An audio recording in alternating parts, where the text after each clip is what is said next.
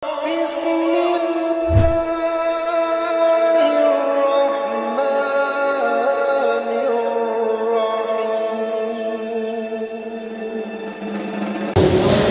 Bapak sekalian yang saya hormati dan dimuliakan oleh Allah Subhanahu wa taala, ada bentuk awal pagi hari ini yang kami sampaikan materinya adalah keutamaan sholat subuh. Keutamaan sholat subuh. Rasulullah SAW pernah mendoakan seseorang. Allahumma barik, bukan seseorang, mendoakan umatnya bahkan. Kata beliau, Allahumma barik li ummati fi bukuriha.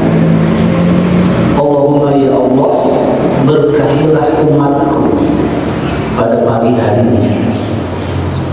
Karenanya siapa orang yang pagi hari melaksanakan hak-hak Allah dengan sebaik-baiknya, termasuk yang paling utama adalah sholat subuh, maka semoga mendapatkan doa dari Nabi SAW, yakni keberkahan pada diri kita, keberkahan yang akan mengantarkan kepada kelancaran hidup, kemudahan hidup sepanjang yang kita lewati, minimal untuk hari ini saja.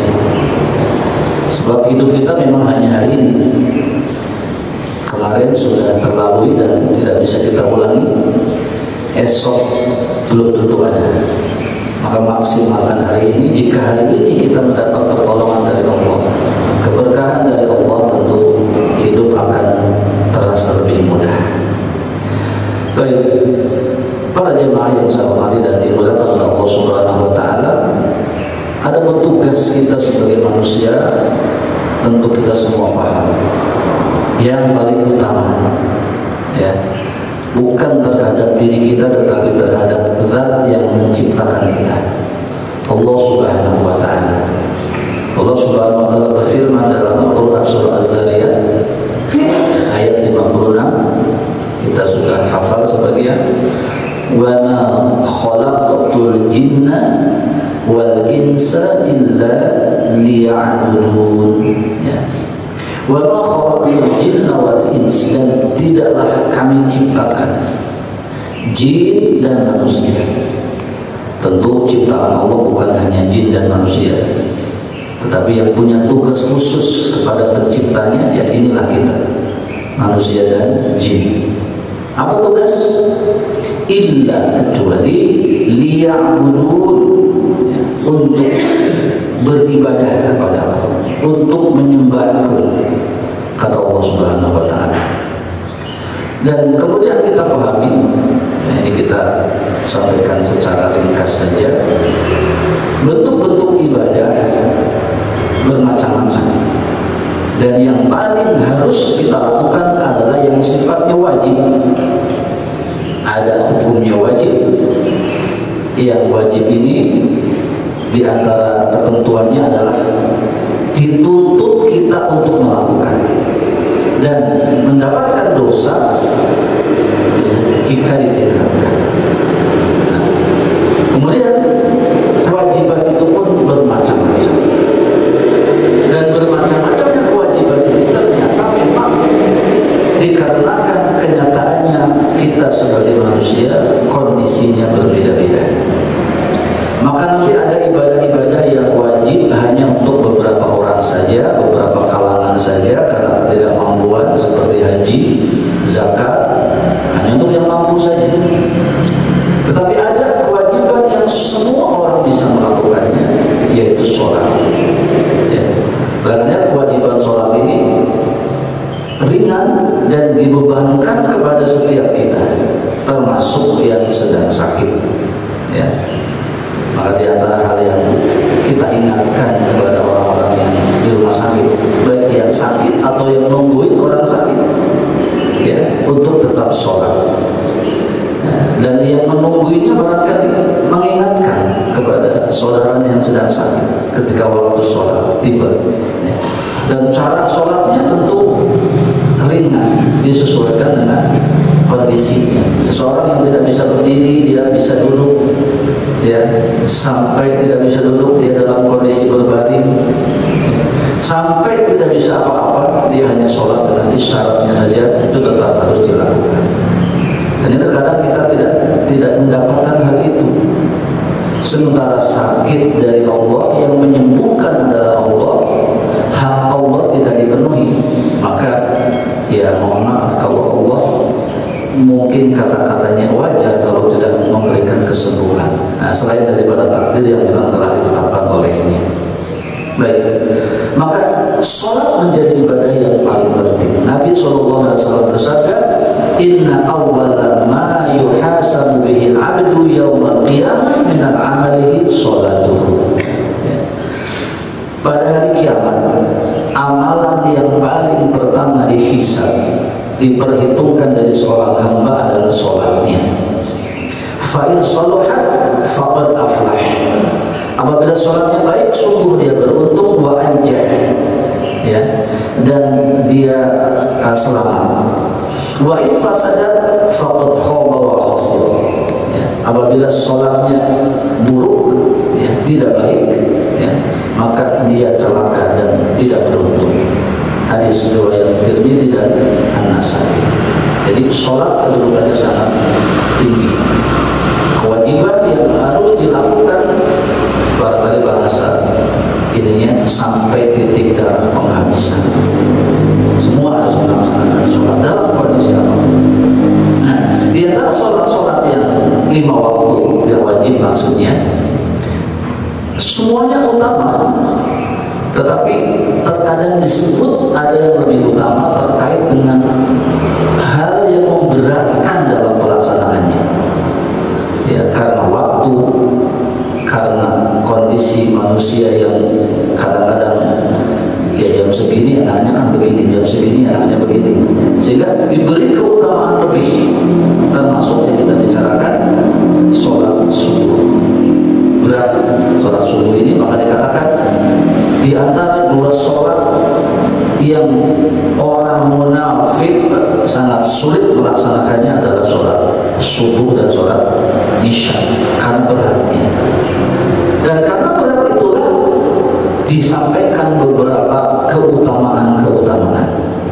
Ya, di antara yang pertama, sholat subuh adalah sholat yang diawasi oleh malaikat. Lu apakah sholat yang lain tidak diawasi? Kan katanya semuanya dicatat, diawasi, ya. Terkadang dalam pemberitaan hal agama seperti itu, semua memang diawasi, tapi kalau disebut secara khusus berarti ada perhatian khusus, ya, agar kita juga merasa lebih greget gitu dalam melaksanakannya. Kata Nabi SAW, wa tajtami'u malaikatul lail wa malaikatul nahar fi sholatil fajr. Bertemu malaikat malam dan malaikat siang pada waktu fajar, pada sholat fajar. Malaikat bertugas melayani manusia, ada siang ada malam. Malaikat malam berbeda dengan malaikat siang. Bahasa kitanya overshift, ya. Dan itu terjadi pada subuh. Jadi mereka bertemu pada subuh hari dan sama-sama menyaksikan umat Islam yang sholat subuh. Maka Allah Subhanahu wa ta'ala berfirman, aqimis sholata liduluqis syamsi ila ghasaqil laili wa qur'anal fajr inna qur'anal fajri kana mashhuda. Surah Al-Isra ayat 78. Didirikanlah sholat sesudah matahari tergelincir, maksudnya sholat maghrib, kemudian pada malam hari, dan juga sholat subuh. Ketahuilah bahwa sholat subuh itu disaksikan, maksudnya disaksikan malaikat.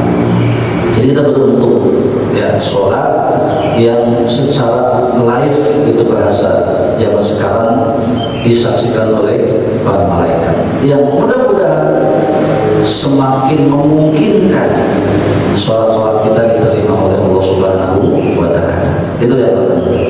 Yang kedua, disebut sebagai salah satu sholat yang menjadi penyebab secara khusus masuk surga. Ya, kata Nabi SAW, man sholla bardaini dakhalal jannah. Ini juga, ya, bukan berarti 2 sholat ini saja, ya. Barang siapa yang mengerjakan sholat bardain, 2 waktu dingin, ya, yaitu subuh dan asar, maka dia akan masuk surga. Hadis riwayat Bukhari Muslim. Ya, sekaligus sebagai penghalang dari api neraka.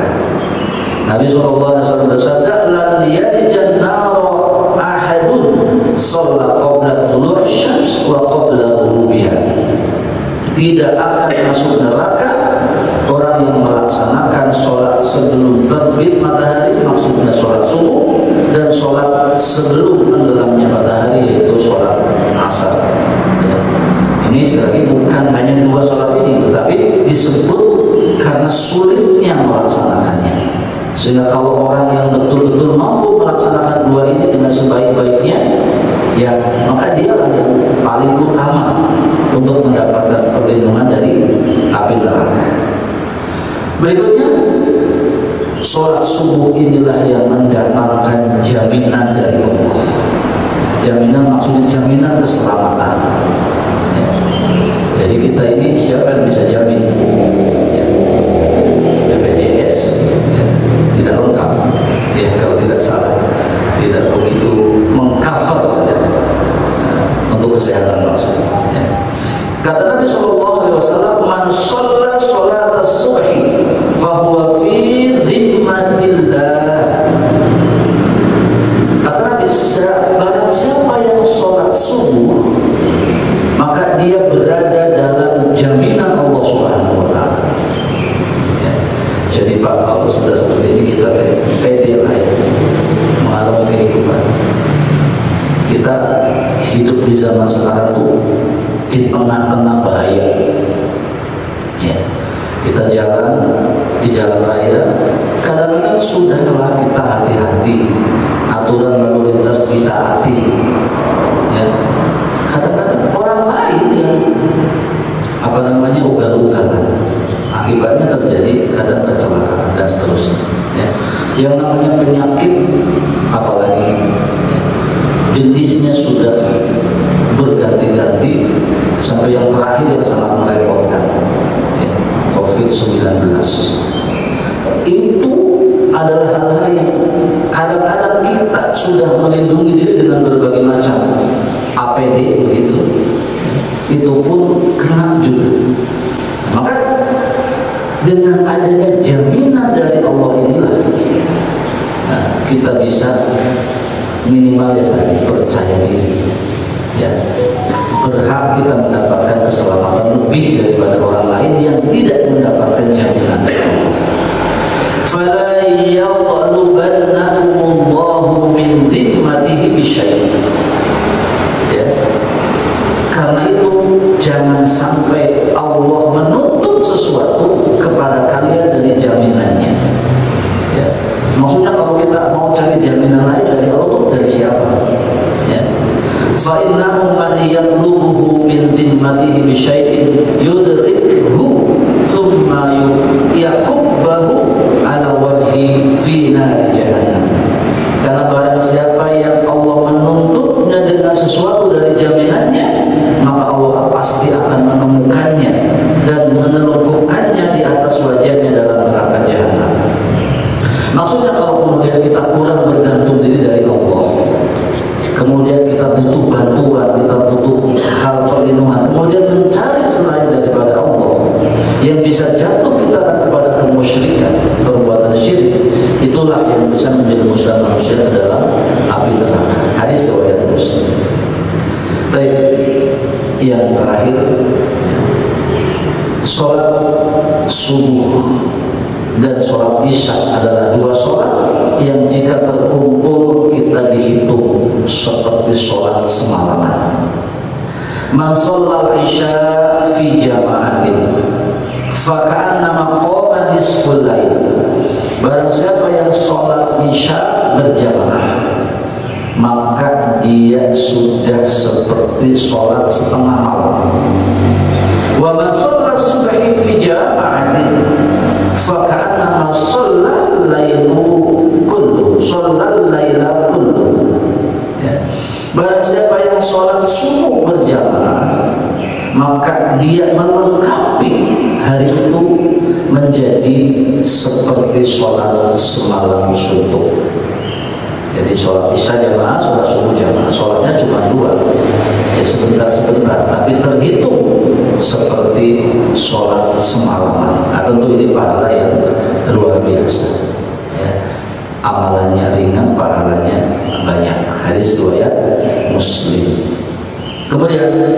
juga karena hal ini berat ya dan pahalanya besar, maka Allah juga mengancam ya, yang tadi keutamaannya sholat subuh ini ancamannya. Nabi SAW bersabda, inna asqala salatin 'alal munafiqina ya, ini yang tadi diancam di awal, sesungguhnya sholat yang paling berat dilakukan oleh orang munafik ya, adalah sholatul isya'i wa sholatul fajr, sholat subuh dan sholat isya. Berat, maksudnya kalau kita sampai tidak melaksanakan, ia dikategorikan punya sifat munafik ya. Dan sifat ini nanti merembet kepada keburukan-keburukan yang lain ya. Maka walau ya'lamuna ma fihima la atauhuma walau jadwan walau halwan. Dan sekiranya mereka mengetahui keutamaan keduanya, maksudnya datang berjamaah sholat isya dan sholat subuh, mereka akan mendatanginya meskipun dengan merangkak ya. Hadis riwayat Bukhari dan Muslim.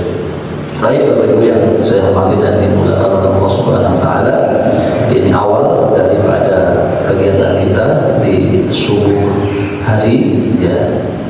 Bahkan nanti ingin dilengkapi oleh Pak Ustadz Riki juga ada nanti di hari-hari yang lain, tetapi bersama saya ada hari ini Rabu dan hari Ahad. Materinya insya Allah dua, yang hari Rabu ini kita dengan hari Kamis ini kita dengan hadis atau materi-materi yang sifatnya tematik. Adapun pada hari Ahad kita akan membaca Al-Quran. Jadi yang punya Quran sendiri di rumah silakan dibawa, atau nanti juga di sini ada digunakan, dan kita akan membacanya, mempelajarinya, tahsin, memperbaiki huruf-huruf ya, sehingga bacaan kita menjadi benar, dan tentu kurang lebihnya memahami maknanya ya. Untuk hari Ahad mungkin waktunya lebih panjang daripada yang hari Kamis dikarenakan hari libur ya. Kita mencoba untuk kalau bisa nanti sampai waktu syuruk ya, seperti itu. Jadi demikian mengawali kegiatan namanya supaya keren lah, kuliah subuh ya. Kita kuliah ini sehingga memang nanti hawa belajarnya kuat ya, banyak manfaat. Dan untuk hadirin yang orang-orang dekat sini ya, kita silaturahim Pak ya, Bapak sekalian supaya lebih saling mengenal dan seterusnya. Setelah itu semoga bermanfaat, dan mohon maaf sekali lagi, dan tentu DKM Masjid Nurul Iman mengucapkan terima kasih atas kegiatan perdana ini, dan semoga selanjutnya bisa dilaksanakan dan bisa memberitahu yang lainnya. Bapak-bapak kalau ada istri nanti bisa diajak ya, untuk perkumpulan juga ibu-ibu masjid ini ya. Ini masjidnya belum ada ibu-ibu juga, karena kita perlukan jamaah ibu-ibu dan jamaah bapak-bapak untuk tentu lebih memeriahkan dan memakmurkan masjid ini. Semoga kita semua mendapatkan apa yang kita inginkan dari Allah Subhanahu wa taala. Rabbana atina fid dunya hasanah wa fil akhirati hasanah wa qina adzabannar. Subhanaka rabbika rabbil izzati amma yasifun. Wassalamu